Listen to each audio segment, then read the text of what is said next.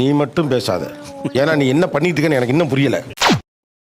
First நைட்ல கூட phone தான் சார் நோண்டனா. ஆக மொத்தம் இன்னைக்கு நடக்கிறது ஷோவே அல்ல. ஏங்க ஏங்க அப்படியே போயிடும். உங்களுக்கு கல்யாணம் ஆயிடுச்சு ஞாபகம் இருக்கா அப்படின்னு கேட்கக்கூடிய மனைவிகளும் பதில் சொல்லக்கூடிய இடத்துல இருக்கிறவர்களாக கணவர்கள் இந்த ஷோலே வந்திருக்காங்க. ஒருத்தருக்கு ஒருத்தர் கோஆபரேட் பண்ணி குத்து வாங்கிக்கிறேன். அப்பதான் ஆட்டம் முடிஞ்சு சீக்கிரம் வீட்டுக்கு போகலாம். ஆக்சுவலா உண்மையாவே உங்களுக்கு எங்கெல்லாம் நமக்கு கல்யாணம் ஆயிடுச்சுங்கிறது மறந்துருது. ஏன் இதை உனக்கு சொல்லி ஆகணுமா? சொல்லுங்களேன். சரி சொல்லி தொலைறேன். அவுட்டிங் போகும்போது அவங்க திங்ஸ் பார்த்துட்டு இருப்பாங்க. சரி பக்கத்துல போய் உட்காந்துக்கலாம் அப்படின்னு சொல்லிட்டு போயிருப்போம். அப்படியே டைவர்ட் ஆகி வேற எங்கேயாவது போயிடுவோம். ஐஸ்கிரீம் விக்கிற இடத்துல வரப்போற பொம்பளைங்க எல்லாம் ஒரு பேமானி எப்படி மறைச்சு பாத்துக்கிறான் பாத்தியா? அம்மா கண்டிப்பா இது அப்பாவோட வேலையாதான் இருக்கும். ஃப்ரெண்ட்ஸோட எங்கேயாவது அவுட்டிங் போயிருக்கோம் இல்லை குரூப்பாக போகிறோன்னு வச்சுக்கோங்க சார். ஸோ நான் சும்மா வந்து ஸ்டார்ட் பண்ணுவோம், கிண்டலும் கேலியுமா ஆரம்பிப்போம். டாபிக் அப்படியே டைவர்ட் ஆகி அவங்க இருக்கிறதே மறந்து அவங்களே சேர்த்து கலைக்க. ஏய் நீயே ஒரு அல்டாப்பு, உன் குடும்பம் எவ்வளவு பெரிய உல்டாப்னு எங்களுக்கு தெரியும்ல. முக்கியமான முடிவுகளை எடுக்கும்போது அவங்க கேட்காம மறந்து நம்மளே முடிவு எடுத்துறோம். இப்ப நம்ம இன்னொருத்தர் அவங்களே கலந்துக்கணும்ங்கிறது மறந்துருது. இந்த லொள்ளு தானே வேண்டாங்கிறது. என்னங்கடா உங்க ஆட்டா? சின்ன விஷயம் தான். இப்போ இருந்தால் திடீர்னு அவங்க கேட்காம நான் மொட்டை அடிச்சிட்டேன் சார். அது வந்து ஒரு பெரிய இதாயிருச்சு. மிஸ்டர் தர்மலிங்கம், என்ன நீங்க ரொம்ப இன்சல்ட் பண்ணிட்டீங்க. ஒரு சின்ன விஷயம் தான் நீங்க கிட்ட கேட்கணும் அப்படின்ட்டு நான் ரொம்ப சண்டை போட்டாங்க. ஏங்க என்கிட்ட சொல்லி ஒரு வார்த்தை தான் கேட்டேன். சர்ப்ரைஸ் பண்ணேன்னு சொன்னாரு சார். சர்ப்ரைஸ்னாவே எனக்கு மைண்டுக்கு அந்த மொட்டை ஞாபகம் தான் வரும். ரிலேட்டிவ் வந்து ஃபோன்ல விசாரிக்கும் போது ஒய்ஃப் நல்லா இருக்காங்களா, ஒய்ஃப் கூட எப்போ ஊருக்கு வர அப்படின்னப்ப கல்யாணம் ஆயிடுச்சா அப்படிங்கிற ஒரு அப்படியே ஒரு டீப் தாட் போகும். என்ன அயோக்கியத்தனா? கல்யாணம் எத்தனை வருஷம் ஆச்சு? 2 years ஆச்சு. 2 வருஷத்துல டீப்பா யோசிக்கிறீங்களே. ரூம்ல அவன் படுற கஷ்டத்தை பார்த்தா ரொம்ப பாவமா இருக்குப்பா. இதுவே எனக்கு இப்பதான் சார் தெரியும். இதுவே இப்பதான் தெரியும். அதான் ஷாக்ல இருக்கீங்களா? நான் அப்படியே ஷாக் ஆயிட்டேன். ஆக்சுவலா உங்களுக்கு எங்கெல்லாம் மறந்து போகுதுன்னு கேட்க கூடாது. உங்களுக்கு எப்பெல்லாம் கல்யாணம் பண்ணிட்டோம்னு ஞாபகம் வருதுன்னு கேட்கணும்னு நினைக்கிறேன். ஜோக் இல்லையா? என்னம்மா? ஐயோ எங்கடா ஏறனா? ஏங்க ஏங்க அப்படியே போயிடும். இங்க இருந்து அவன் அங்க போற வரைக்கும் நீங்க என்ன பண்ணீங்க தம்பி? ஒய்ஃப் இருக்கிறது மறந்துச்சு, புரியுது. மடியில இருக்க புள்ள இருக்கிறதும் மறந்துருச்சா? ஃப்ரெண்ட்ஸ் தான் சார் ரீசன். ஆக்சுவலா அவங்க விளையாட போற டைமே பாத்தீங்கன்னா நைட் 10 o'clock, வரது 1:30 2 o'clock ஆயிடும். எனக்கு இது சரியா பண்ணல. ஏன் அப்புறம் நைட் விளையாட போறீங்க? என்னோட ஃப்ரெண்ட்ஸ் எல்லாத்துக்கும் அந்த கம்ஃபர்டபுள் டைம். அப்படி சொல்லுங்க. உங்களுக்கு எல்லாம் சாதி பெருசா இருக்கலாம், ஆனா எனக்கு இவன் தான் பெருசு. அப்ப உங்க ஃப்ரெண்ட்ஸுங்களுக்கு இருக்க ப்ரையாரிட்டி உங்க ஒய்ஃபுக்கு இல்லையா? அதான் அவங்க கேக்குறாங்க. ஸோ ஆமா சார். பழகுன நீங்களே இப்படி பண்ணா இனி யார்ட்டடா பார்த்து பழகுறது? நீ மட்டும் பேசாத. ஏன்னா நீ என்ன பண்ணிட்டு இருக்கன்னு எனக்கு இன்னும் புரியல. டென்ஷன் ஆகாதீங்கண்ணே. Less tension more work, more work less tension. நான் ஏதாவது ஒண்ணா என் ஹஸ்பண்ட் வந்து ஸ்ட்ரிக்ட்டா சொல்லிடுவேன் சார். அவளை இது பண்ணக்கூடாதுன்னா இது பண்ணக்கூடாது, அவ்வளவுதான். இருந்தாலும் கடலமுத்து ரொம்ப ஸ்ட்ரிக்ட்டுப்பா. சிட்டாலனா உங்க முன்னால எல்லாம் உத்தியோகம் பார்க்க முடியுமா? பிரெக்னன்சி டைம்ல விளையாட போறேன்னு சொல்லி போயிட்டாங்க. நான் மட்டும்தான் வீட்டுல இருக்கேன், மயக்கம் போட்டு விழுந்திருக்கேன். தண்ணி எடுத்து கொடுக்க யாருமே இல்ல. அறிவில்ல உனக்கு?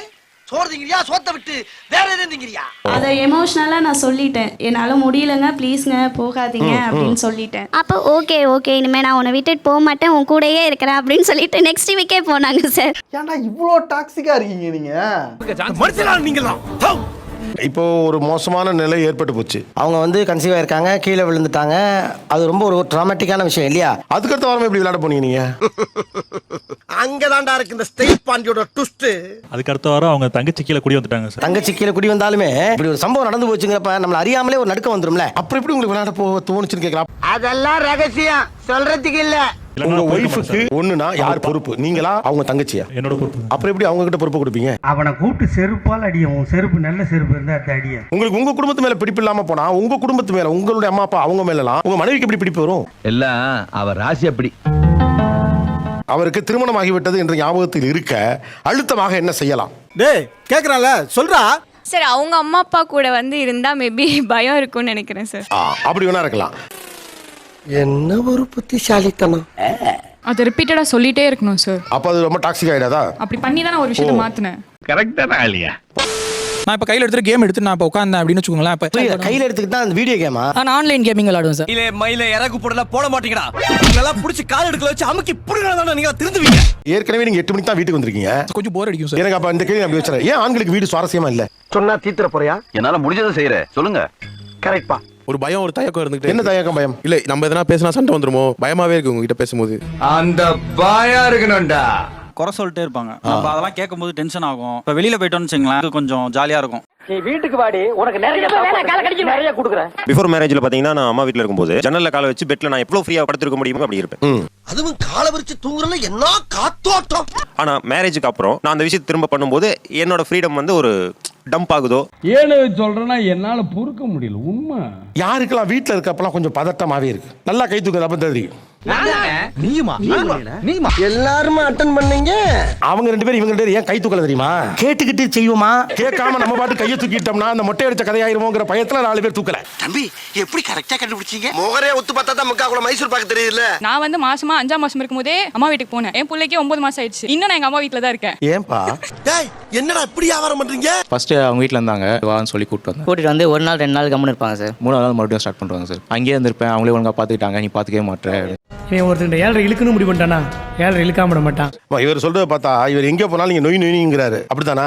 இல்ல சார், அவன் போய் சொல்றான் ரெஃப்ரி, அவன் போய் சொல்றான். அது மிகவும் ஆபத்தான மிருகம். இப்போ ஷாப்பிங் மால் எங்கேயாச்சும் போறோம்னா அந்த டோனட்டோ இல்ல சின்ன குழந்தை மாதிரி உடனே போயிட்டு அதை வாங்கி சாப்பிடுறது.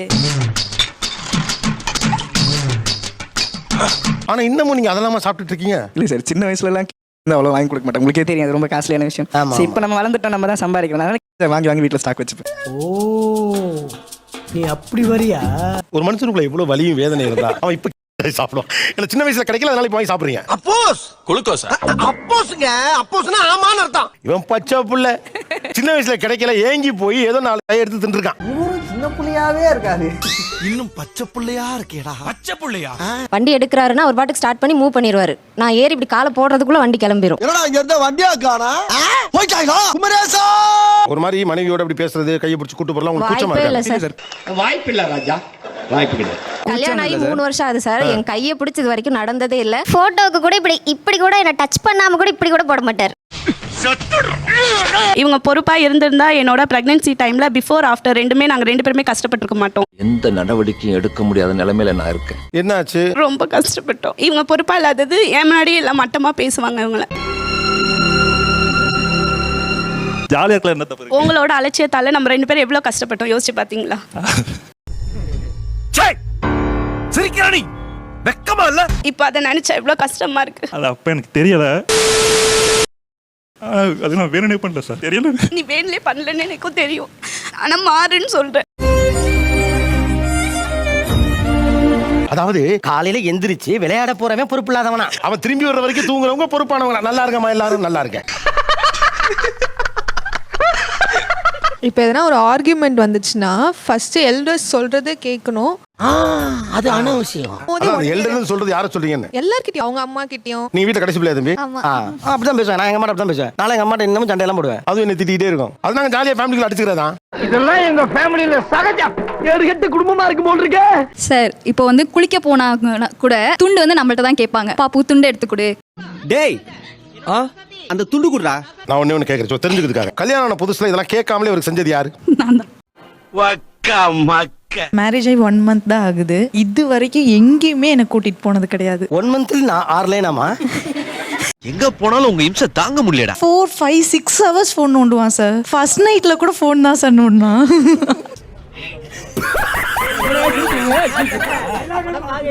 ஆக மொத்தம் இன்னைக்கு நடக்கிறது சோவே அல்ல.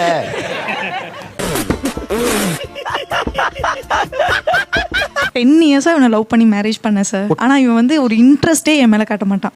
நமக்குன்னு புதுசா கிளம்பி வரானுங்களே சார். இதுலயே பாருங்க சார், இதுலயே பாருங்க சார். இங்க ஒரு இதுலயே கேப் விழுந்துருச்சுங்க. சுருக்கமா சொன்னா psycho, completely psycho. Thanks a lot. நிகழ்ச்சியில் கலந்து கொண்ட அனைவருக்கும் கோபிநாத் நெஞ்சார்ந்த நன்றிகள். நன்றி, வணக்கம். எல்லாரும் சரிங்க. எதுக்கே சரி சொன்ன? சுபம் சீரியல் முடிஞ்சு போச்சு. சுபம் அப்பனே சூரிய பகவானே, கவர்மெண்ட் வேலை கிடைக்கிற வரைக்கும் இந்த செல்போன் வியாபாரத்தை பண்ணி பகுத்த கடவுளா இருக்கான். இந்த நடமாடும் வியாபாரத்தை கூடயே நடந்து வந்து நீ உதவணும் பா கடவுளே.